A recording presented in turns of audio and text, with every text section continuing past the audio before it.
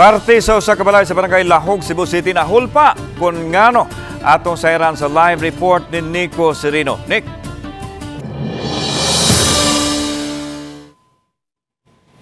Yes lan padung udto kuno kaganiyan hitabo kining pagkahunlak sa parte sa usa ka balay dinhi sa sitio Anapog, sakop ni sa Barangay Lahog, sa pasakalan ni siya sa Veterans Drive lan ning mga orasa sa mga orasa lan gi kordona sa mga sakop sa CDRRMO kining maong balay o giabisuhan kining mga nagpuyo dinhi ang Edelion family kun mahimo mo hikling lang una ngadto sa mas luwas nga lugar gumikan ning pagkahunlak nga hitabo kaganihang buntag. Ato mahinabi karon usa sa anak sa tag-iya Sir Lemark, mayong hapon sir, mangutana lamig gamay mahitungod aning insidente sir.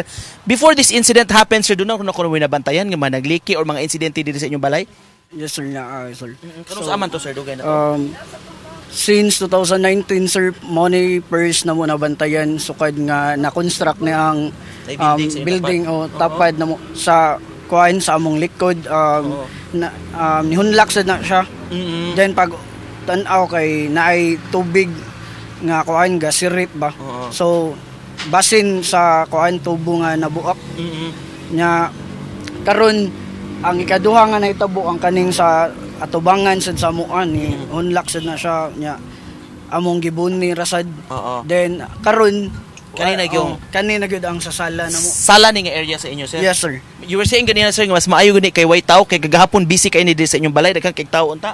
Yes sir. Pero ganina sad to say naagad ako manghud og yang uyab. Then mo gyud na kuan natungnan nga natagak sila ba. May gani wala sila na kuan sir, wala sila na tabunan. Kay mga bana-bana sir, mga 5 feet no ang giladmon sa katubangag. Mga kuan sir 6 to 7. All right, 6 to 7 feet. Yes sir. Sir, na-check na kuno ni sa taga-disaster unsa may recommendation sa inyo kay kabantay man mi nabisi man mo panghipos po diri?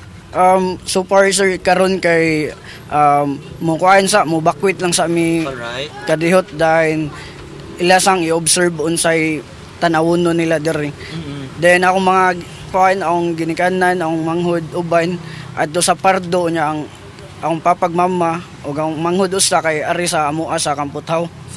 Safety lang yun. Yes sir. All right. Para lang masiguro samtang monitoron pa nato obserbahan pa. Yes sir. Yes sir. Daghang kayong salamat Sir Lemark Ralios sir usa sa mga anak nining tag-iya nimong balay Edelion family, mga kapuso nga nag-star dinhi samtang nagpadayon sila sa pagpanghipos aron mo hikling lang una sa mas luwas nga lugar. Ug nipabot sa sila sa unsa may rekomendasyon sa mga government agencies ug unsa pay aksyon nga himuon ning ilang solusyon, ilang problema nga giatubang karon. Mo kanang latest gikan dinhi sa Barangay Lahoglan.